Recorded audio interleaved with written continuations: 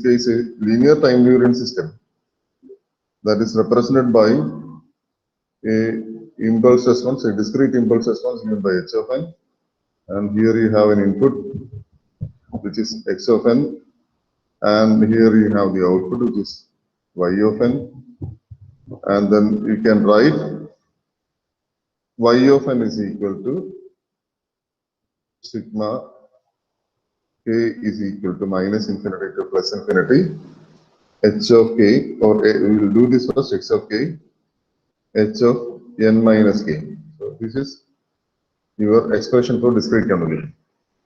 And you have studied all the three properties of discrete convolution for continuous convolution, respectively the commutative property, associative property, and distributive property. So those properties will hold here also. We will, before going further, we will just briefly discuss what is happening here by writing down the expression for y of 0. So y of 0 would be sigma k equal to minus infinity to plus infinity x of k h of minus k. So x of k h of minus k. So for getting h of minus k, what you have to do is you have to mirror reflect the sequence h of k with respect to the y-axis.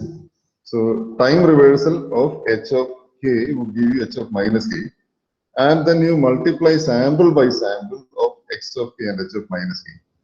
So earlier you, for your continuous case, the differences were that you had your integral here. So since it's a discrete case, you have a summation here. And now here you are multiplying sample by sample. You don't have to multiply functions, but you will multiply sample by sample. For example, if you have these three samples for one function, the values, let the values be 1, 1, and 2. And for another function, let the values be like this. So let this be 2, 1.5. So this multiplication is just 1 into 2 plus 1 into 1 plus 2 into 0.5. So that is your sample by sample multiplication. So first of all, you have to time reverse the second sequence and multiply sample by sample to get y of 0. So in general, how will you get y of n? So in general, y of n is got by shifting h of minus k by n samples. So h of n minus k, where n is positive, would mean shifting h of minus k by n samples to the positive side, and h of n minus k when n is negative would mean shifting h of minus k by n samples to the negative side. So essentially, the discrete convolution is very similar graphically wise. So if you compare the processes of computing discrete convolution for a continuous time and discrete time case, the steps involved are exactly the same. The first step is to mirror reflect or time reverse one of the sequences, then shift the second sequence by n, then multiply sample by sample and accumulate. So instead of integrate, you find the summation. So instead of using, say, let's say, saying what is the area under the function, you just say you add up the individual sample by sample products, and then you vary the value of n from minus infinity to plus infinity. So that is the process of discrete convolution. So that's how you compute discrete convolution graphically. So now to find out what is the step response of a discrete LTI system, to find out the step response, what you have to do is you have to apply a step to the input of the discrete LTI system. As you know, it's represented by h of n. So the step response S of n can be computed as h of n convolved with the unit step function, which we write here, sigma or k equal to minus infinity to plus infinity h of k u of n minus k. Since u of n minus k is equal to 0 for n minus k less than 0, that is for k greater than n, and it's equal to 1 for n minus k less than or equal to 0, sorry, greater than or equal to 0, that is k less than or equal to n. See, so this will mean that u of n minus k would be equal to 0 for all values of k greater than n, and it's equal to 1 for all values of k less than n, less than or equal to n.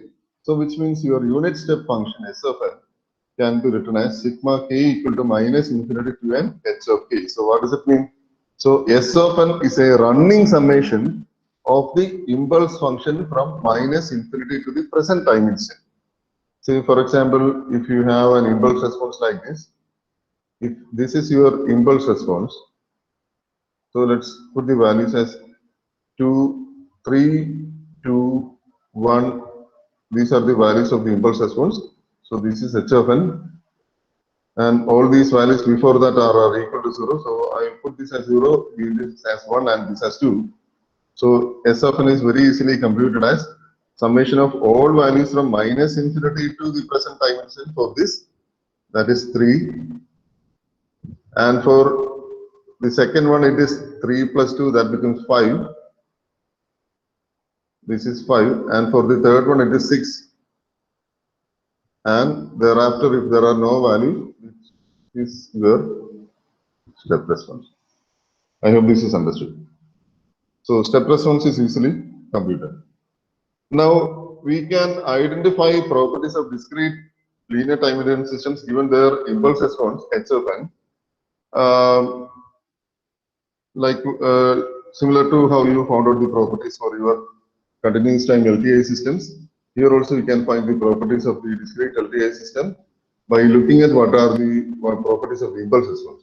So it's very obvious that if the system is not to have any memory, say for example, if the system is not to have any memory, what it means that y of n depends only on x of n.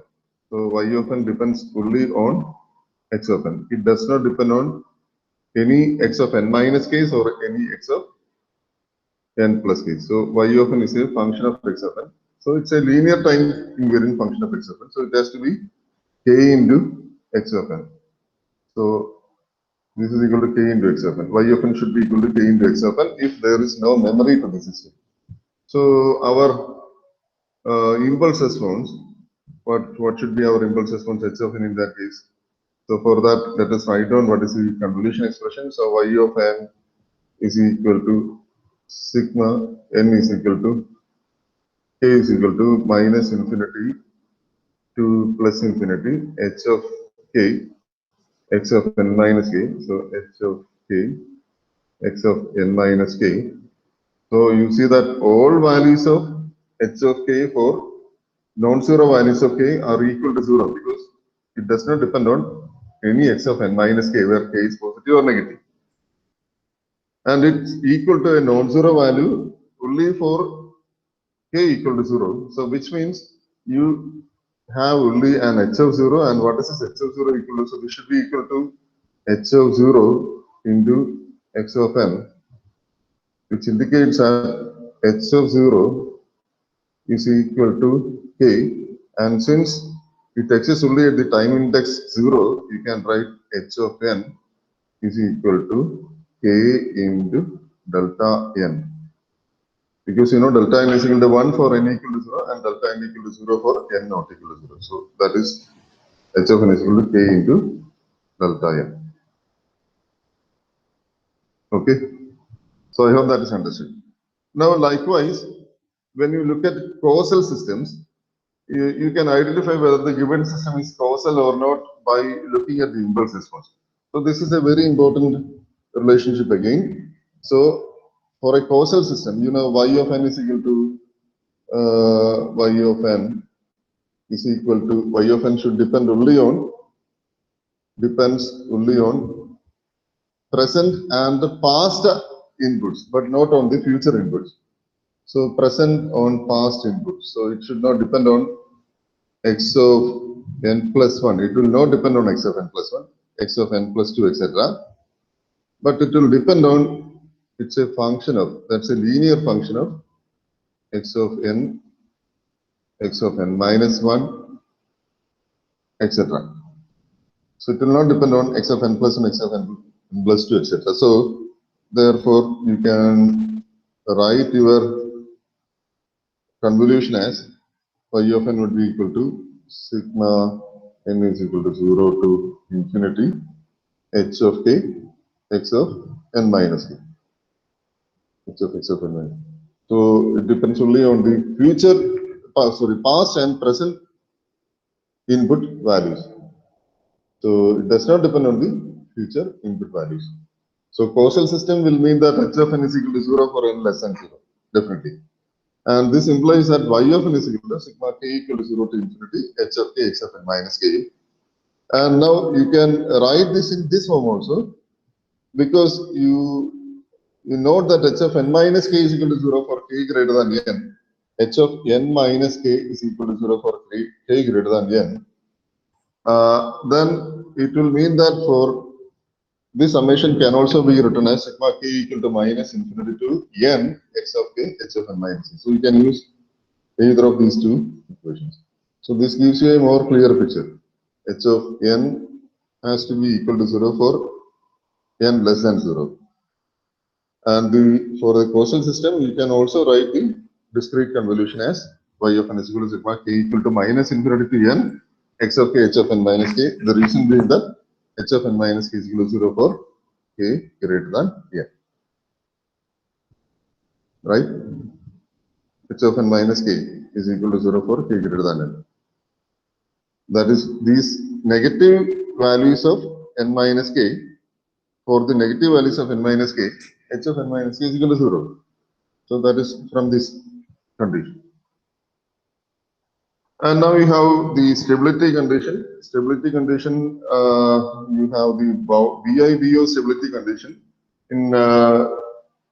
As we progress, we might relax the BIBO to some other cases, which we will discuss as we go on to discuss Fourier transforms and the frequency domain representation of systems. So if you look at the BIBO condition, so the BIBO condition is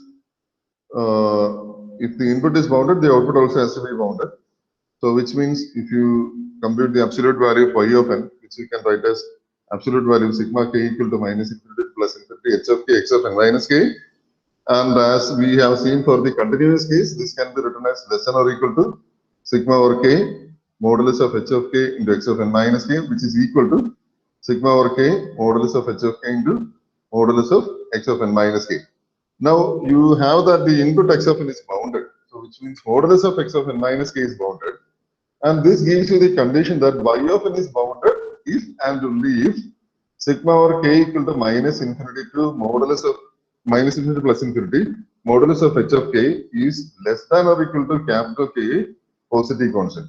So which means that you say that for stability, so this is very important for a system to be stable. You say that the impulse response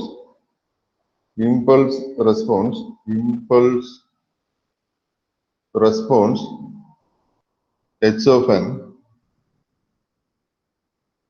should be absolutely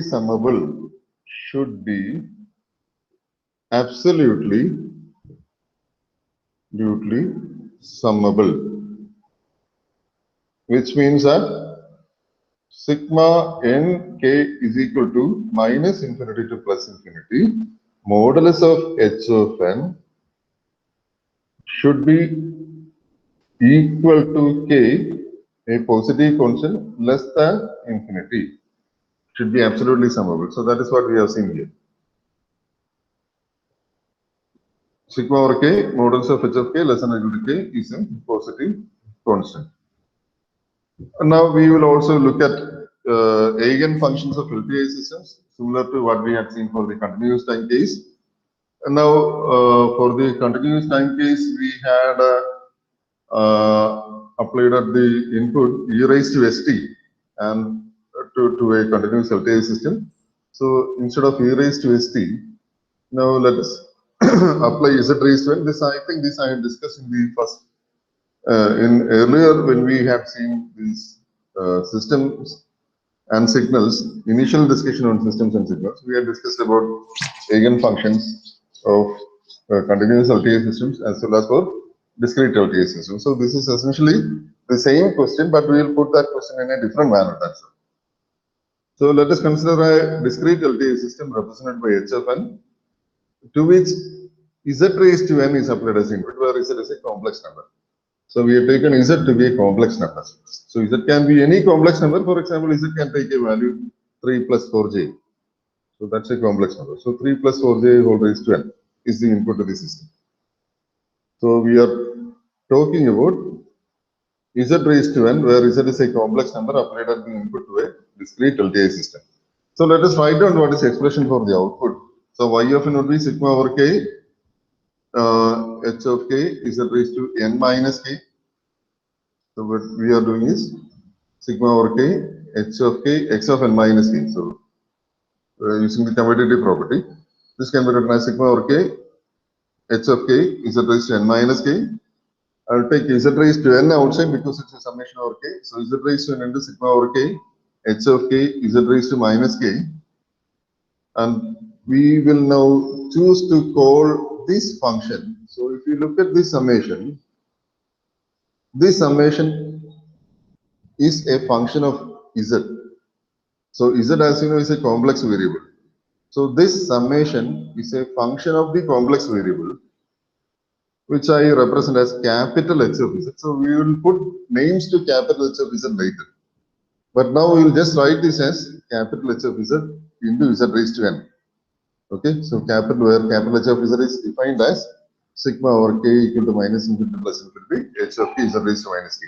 So in later modules we will put a name for this, and we will call this as the z transform of h of n, and we will also call this as the system function or the transfer function. So we will use those names when we come to the fourth and fifth modules.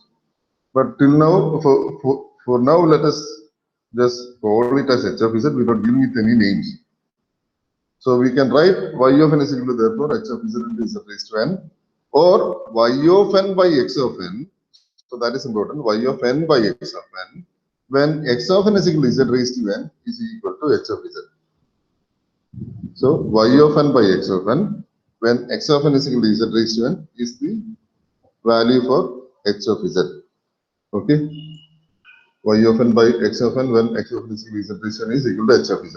So this gives you the relationship that somehow if you have a vector that represents x of n and a vector that represents y of n, then h of z is a constant with respect to your variable n. So y of n and x of n are the same direction.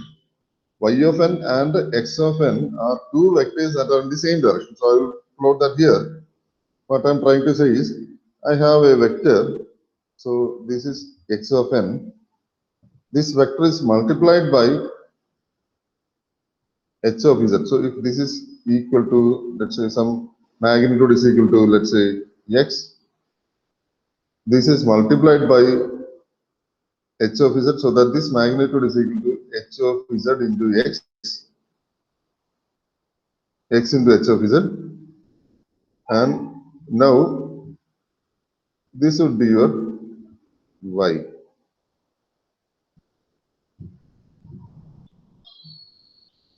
Y would be in the same direction as h of z. So this is y. So which means that the functions, the signal x of n and the signal y of n are in the same direction. So here we have a system to which we had applied x of n, and we find that the output is y of n. And this, for this system, you call x of n as an eigen vector of the system and y of n as the output, and the h of z as the eigen value of the system corresponding to the eigen vector x of n. Now, let me ask this question to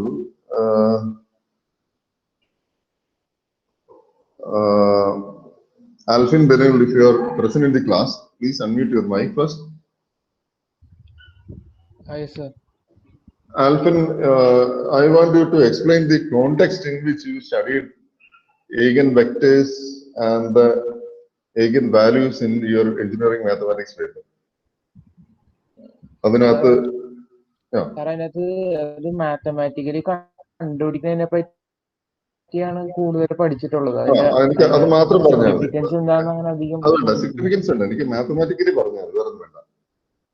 ഏതിനാണ് ഒരു മെട്രിക്സിനാണ് ഒരു മെട്രിക്സിനാണ് ഒരു eigen vector ഉള്ളത് അല്ലേ? അല്ല, ഒരു മെട്രിക്സിനാണ് ഒരു eigen വെക്ടറും ഒരു ഈഗൻ വാല്യൂ അതിന് കറസ്പോണ്ടിങ് ഈഗൻ വാല്യൂ കണ്ടുപിടിച്ചിരിക്കുന്നത്. ഞാൻ ഇതുവരെ ഇവിടെ മെട്രിക്സ് എന്ന വാക്ക് ഉപയോഗിച്ചിട്ടില്ല. അത് പറയാൻ വേണ്ടിയിട്ടാണ് ഞാനിത് സംസാരിക്കുന്നത്. Here, instead of a matrix, what I have done is I have used the word system. For earlier, you say that for a matrix, you have an eigen function, eigen vector, and an eigen value. For a matrix, M. So, matrix M will have an eigen vector, and the output would be the output of the matrix. So that is M, if M is the matrix, and if X is your eigenvector, then this is Y. Y would be equal to some constant multiplying X. And this constant you call as your eigenvalue. And this you call as your eigenvector. This is Alpha Ningle Padichala. Alpha? Yes, sir. Okay, so this is what you would have related eigenvalues and eigenvectors to matrices in here. That's right. Yes, sir. Okay. So, I have a matrix in the discussion to base it. But what we have said is we can represent the system. For a system, you can have an eigenvector and an eigenvalue. So, what we will later understand that a system can be represented by a matrix. So, here our system is our matrix, which means that you can represent a system by using a matrix. So, we will see that very shortly, today, probably in today's class. A system can be represented by a matrix. So, that we are going to see very shortly. So, in essence, what we have discussed is, we have a system to which you apply an input signal,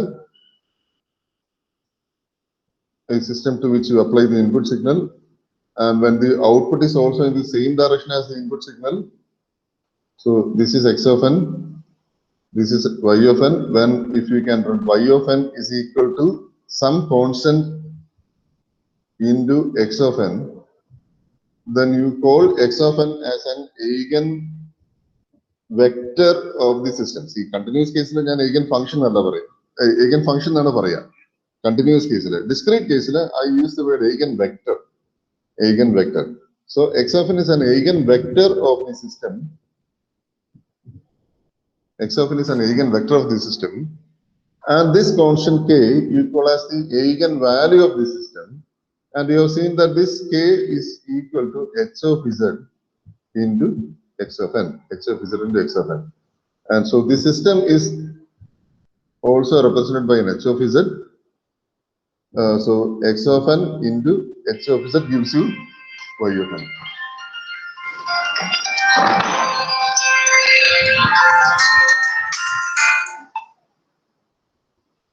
Am I audible?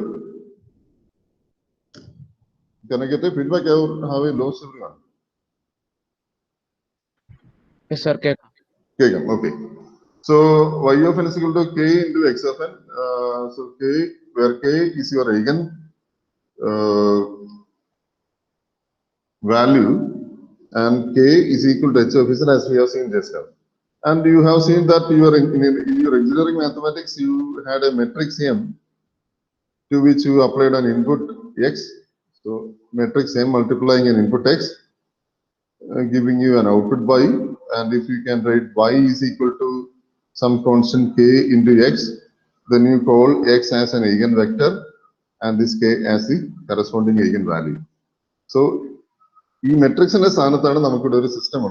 So, later we will see that systems are represented as matrices. Systems can be represented by matrices. So, matrix is a signal processing engineer. One system represents matrix. So, what does a matrix represent? It represents a system. A matrix represents a linear time invariant system. So that we will see maybe in today's class also. Okay.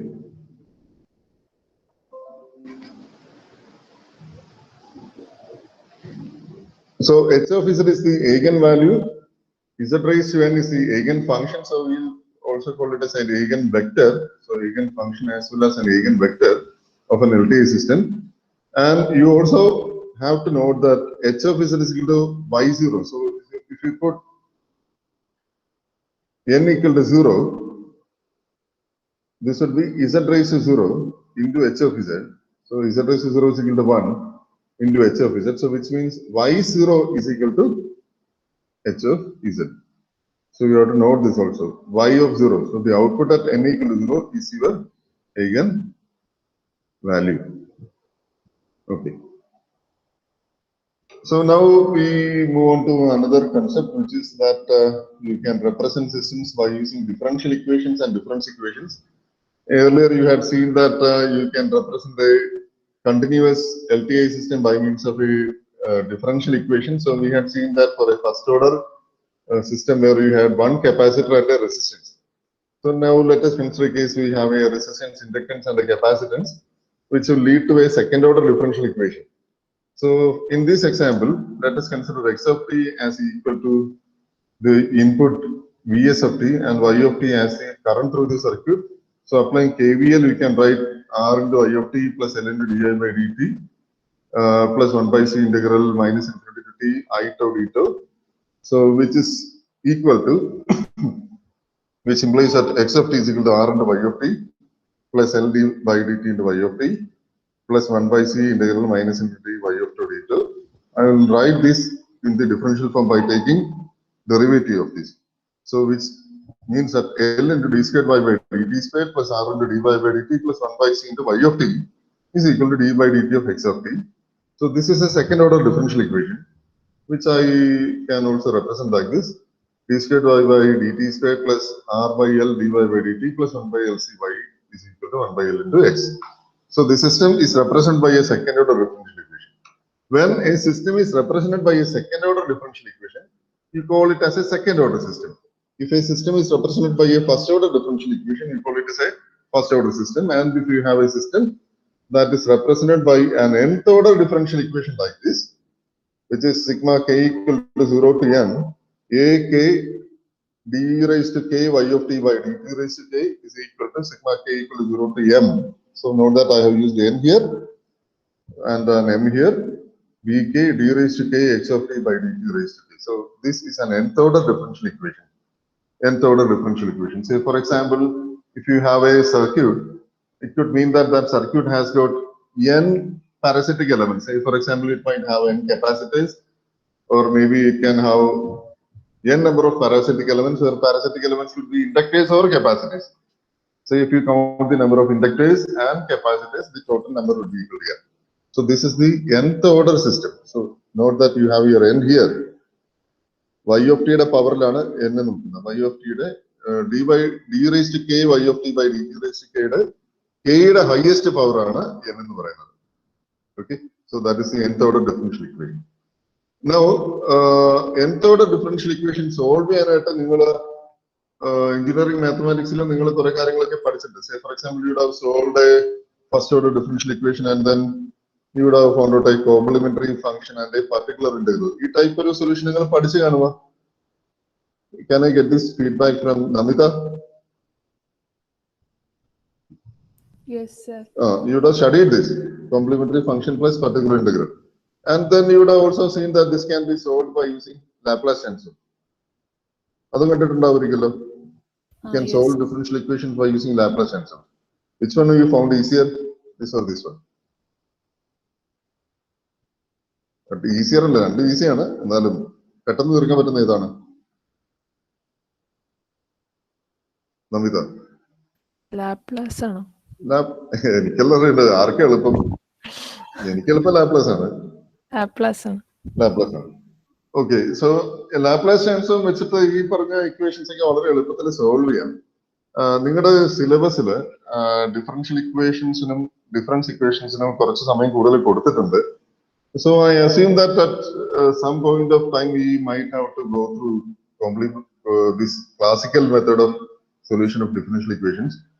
But practicing signal processing engineers very rarely, I have never seen any direct application of your classical method of solution of differential equations in any of the textbooks or papers that I have read. But it might be as for the university exam, so we will leave it to a later date because we have more important things to discuss.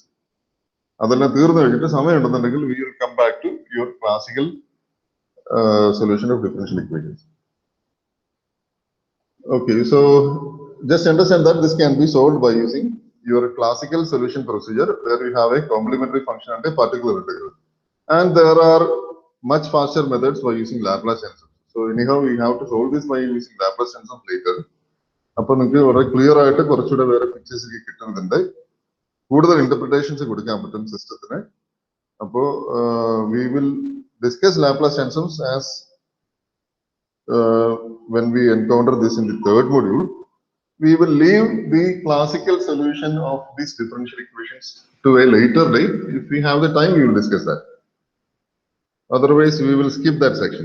If we have time, we will discuss that because there are more important things to spend our time on. Likewise, for a discrete LTI system, instead of a differential equation, you have a difference equation. So this is important. Why we have a difference equation is because,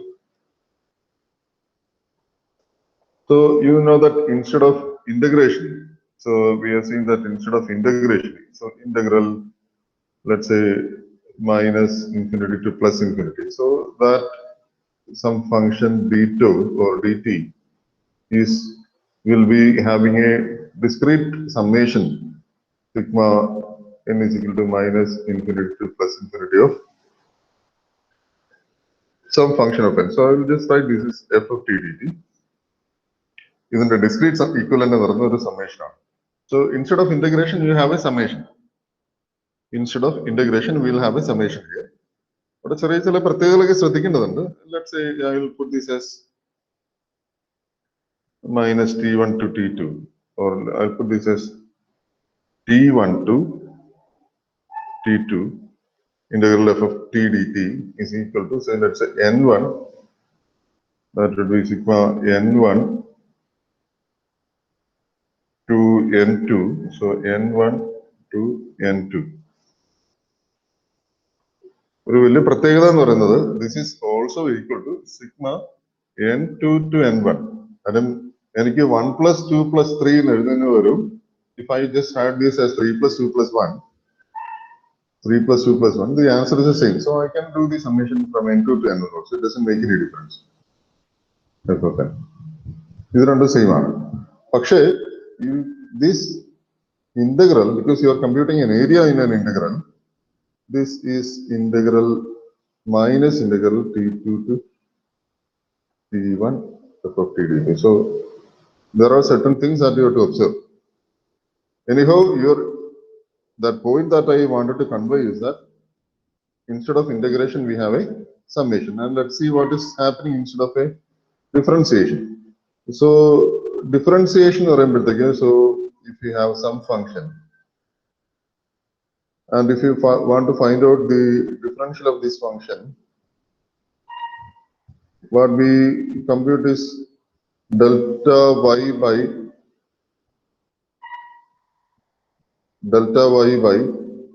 delta x. So delta y by delta x would be this. This is delta x and this is delta y, and you let limit delta x tend to 0, delta y by delta x, where this is equal to dy by dx. So this is your definition of derivative. So if you look at the discrete case, the smallest interval in time that you can get is equal to 1. X of n minus 1, interval 1. This is your smallest interval. So numerator, you will have a difference. Delta y that would be x of n minus x of n minus 1. So a derivative, instead of dx by dt, you might replace this as x of n minus x of n minus 1, which you call as the backward derivative. So this is your backward derivative. And you can also have x of n plus 1 minus x of n, which is your forward derivative. Forward difference. This is a backward difference, sorry, derivative, a backward difference. And this is your forward difference. And you see that this process of computing the forward difference is a non-causal operation. So this system will be non-causal. So therefore, when domain is time, we will not use this system, but we will use this system to approximate your derivative. So understand that integrations are replaced by summations and differentiations are replaced by differences. Okay, so that is what I wanted to point out here. So a differential equation, therefore, is represented by a difference equation. Instead of a differential equation, you have a difference equation. So let us look at the previous differential equation. Previous differential equation was sigma k equal to 0 to n ak and derivatives, sigma k equal to 0 to m bk derivatives, which you can write here as sigma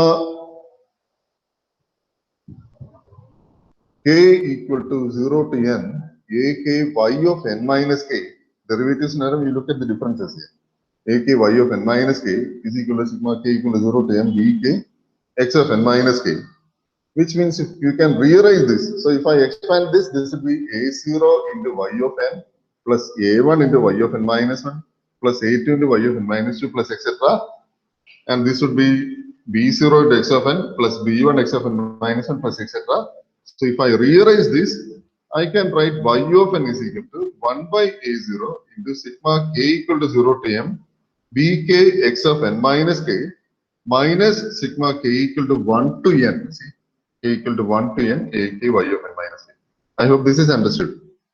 I write a0 y of n and this as equal to sigma k bk x of n minus k minus sigma over k equal to 1 to n ak y of n minus k. So I will divide this throughout by a0, so that will give you the expression here. So just rub this off.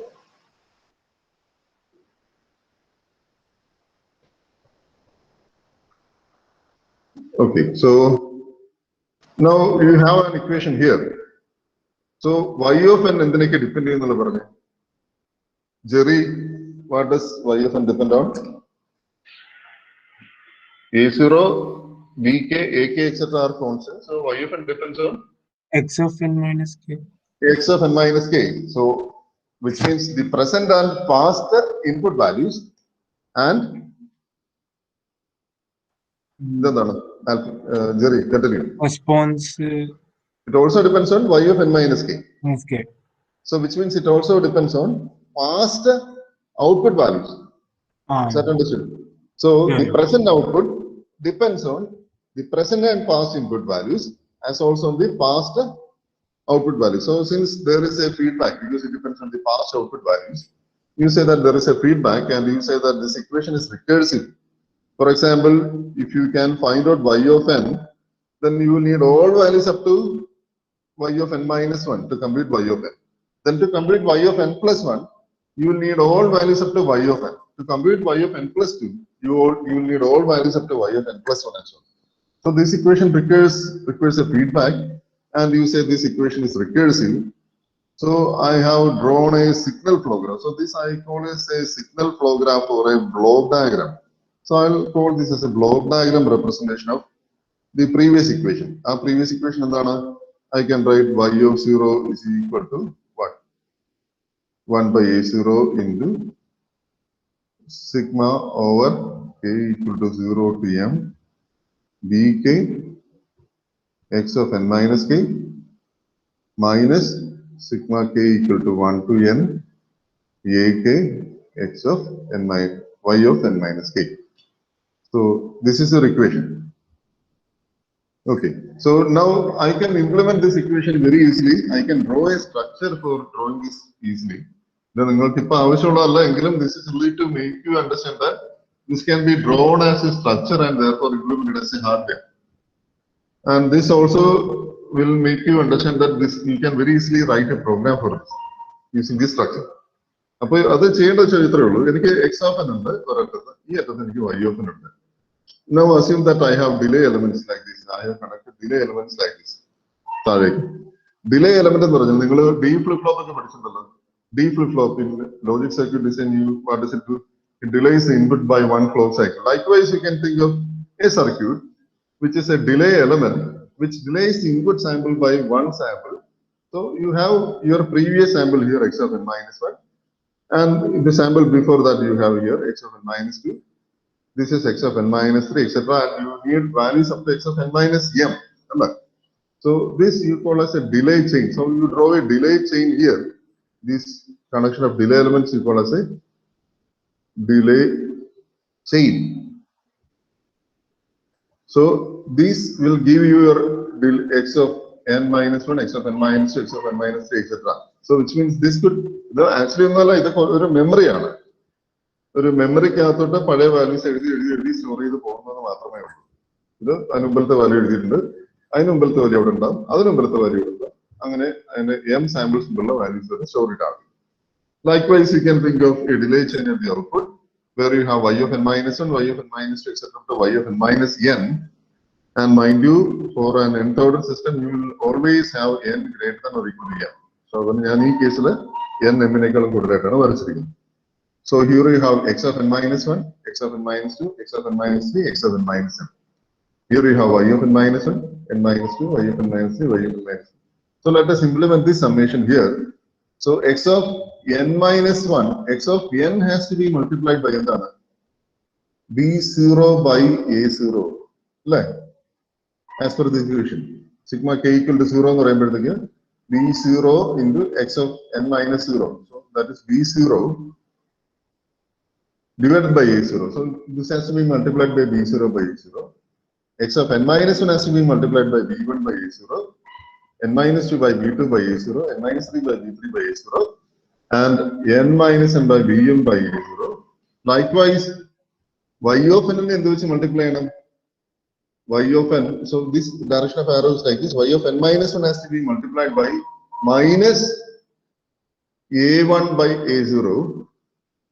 As per this equation, this has to be multiplied by minus a2 by a0, minus a3 by a0, and so on.